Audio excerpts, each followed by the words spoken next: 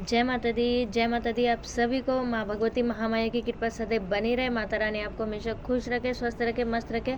आज मैं आई हूँ आप सभी के बीच एक नए वीडियो के साथ। कई बच्चे सिद्धि साधना करते हैं और अभी गुप्त नवरात्रे आने वाले हैं 30 तारीख से। तो सिद्धि साधना कई बच्चे सोच रहे होंगे करने की, तो और पहले भी की होगी कई बच्चों ने। तो बच्चों के मन में एक सवाल रहता है कि हमें खुद को कैसे पता कई सवाल बच्चे करते रहते हैं कि माँ, जो हम साधना कर रहे हैं वह साधना हमारी सफल हो रही है या नहीं हो रही है, हमारी साधना सही रास्ते पर जा रही है या गलत रास्ते पर जा रही है। तो आज इसी विषय में मैं वीडियो लेके आई हूँ और कुछ आपको ऐसी चीज़ें बताऊंगी कि जिससे आप लोगों को खुद पता चल सके कि हमारी साधना सही रास्ते में जा रही है या गलत रास्ते में जा रही है, हमारी साधना सफल हो रही है या नहीं हो रही है। ठीक है, देखिए, जब भी क्यों कहा जाता है कि बिना गुरु के साधना ना करें, इसीलिए कहा जाता है क्योंकि गुरु हमारा बात बात पर मार्गदर्शन करता रहता है कि हमें साधना करनी है, कैसे करनी है और कैसे नहीं करनी है, हमारी साधना सफल हो रही है या नहीं हो रही है, ये गुरु हमारा मार्गदर्शन करता है। इसीलिए कहा जाता है कि गुरु धारण होना बहुत आवश्यक है। मगर फिर भी कई बच्चे नहीं चाहते कि गुरु धारण हम लोग करें, और कई बच्चे मतलब विश्वास इन चीज़ों से उठ चुका है क्योंकि कि गुरु सही है या गलत है। ठीक है, खैर छोड़िए इन बातों को। तो इसलिए कई बच्चे खुद से स्वयं से साधना करना चाहते हैं, शिव को गुरु मान के या हम लोगों से सजेशन लेके खुद ही साधना शुरू कर लेते हैं। तो उन बच्चों के लिए मैं कहना चाहूँगी कि आप लोगों को कुछ सिम्टम मैं बता रही हूँ कि आपकी सिद्धि साधना सही लाइन पे जा रही है या नहीं जा रही है, या आपकी सिद्धि साधना सिद्ध हो रही है या नहीं हो रही है। इन बातों पे आप ध्यान दीजिएगा, आपको किसी से पूछने की ज़रूरत नहीं पड़ेगी। ठीक है, देखिए, सबसे पहला होता है हमारा मन का भटकाव। जब भी हम साधना में बैठते हैं तो हमारा मन भटकता है, हमारा मन भटकता है। गंदे विचार भी हमें आते हैं और अच्छे विचार भी हमें आते हैं। मन का भटकाव हमारा होना जब शुरू हो जाए तो समझ लेना कि हमारी साधना अच्छी लाइन पर जा रही है, क्योंकि जो नेगेटिव एनर्जी हमारे शरीर के अंदर होगी वह हमारे मन को भटकाती है कि हमें साधना नहीं करनी चाहिए।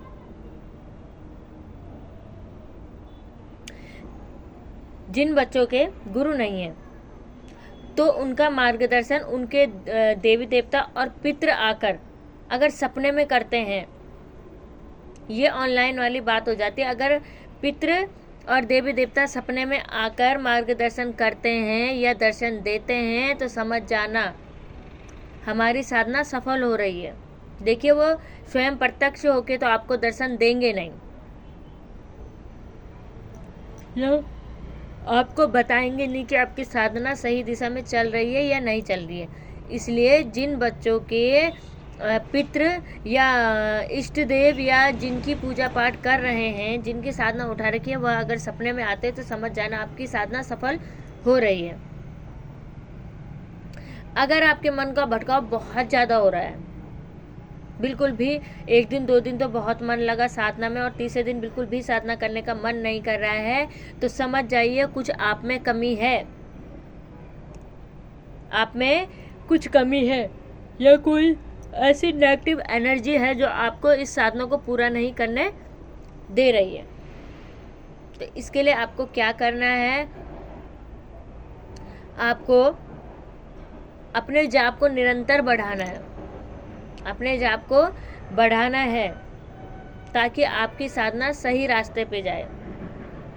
आपकी कुंडलिनी शक्ति बहुत कमज़ोर है, आपका आज्ञा चक्र बहुत कमज़ोर है, आपका जो जाप का ऑरा है वह बहुत कमज़ोर है। अगर आप बहुत ज़्यादा साधना से भटक रहे हैं, देवी देवताओं से विमुख हो रहे हैं, तो आप सबसे पहले अपने ऑरे को मजबूत बनाइए, अपनी कुंडलिनी शक्ति को मजबूत बनाइए, तभी आप सिद्धि साधना के क्षेत्र में सफल हो पाएंगे।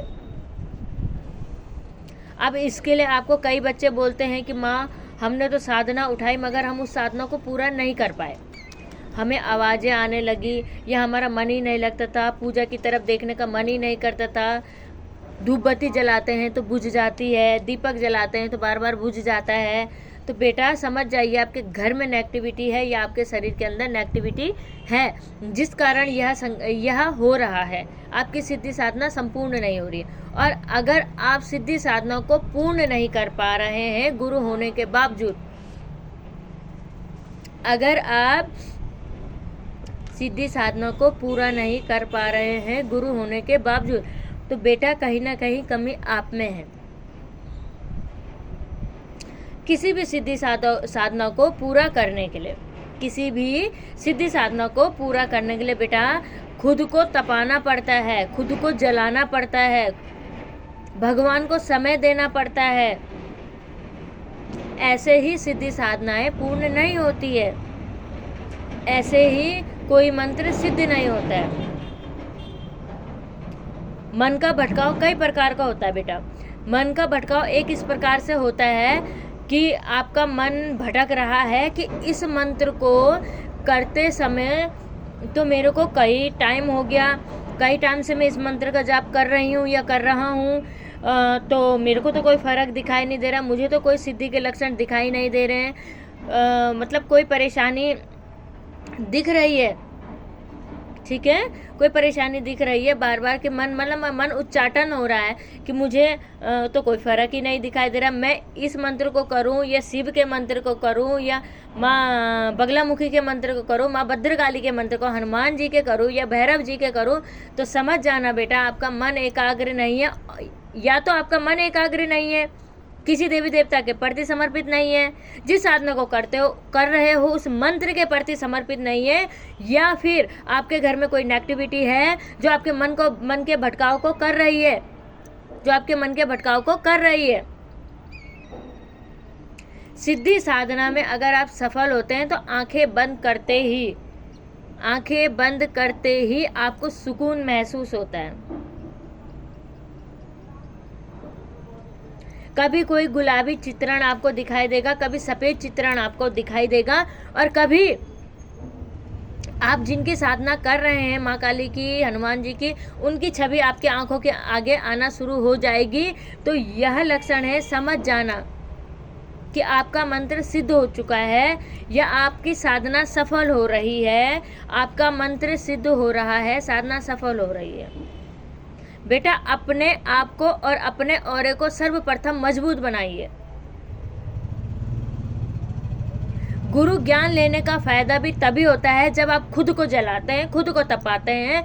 गुरु से आप ज्ञान ले लेंगे, मंत्र ले लेंगे, मगर आप कभी सफल नहीं हो सकते अगर आपने खुद को नहीं जलाया और खुद की साधना में मन नहीं लगाया, तो आप कभी सफल नहीं हो सकते। गुरु भी कुछ नहीं कर सकता, गुरु सिर्फ ज्ञान देता है, गुरु आपको सिद्ध होके नहीं देता है। बाकी सभी लोग, आप सभी समझदार हैं और आने वाली नवरात्रे में, ये गुप्त नवरात्रे 30 तारीख से पढ़ रहे हैं, आप सभी लोग किसी न किसी, जो नए बच्चे हैं वह छोटे मंत्र से शुरुआत करें, और जो बिगनर्स है वो छोटे मंत्र से शुरुआत करें, जो गुरु ज्ञान वाले हैं वो गुरु की सलाह से शुरुआत करें, और जो बच्चे काफ़ी टाइम से किसी भी मंत्र को जप रहे हैं, अगर उनको मंत्र सिद्ध करना है तो ये गुप्त नवरात्रों में आप कर सकते हैं।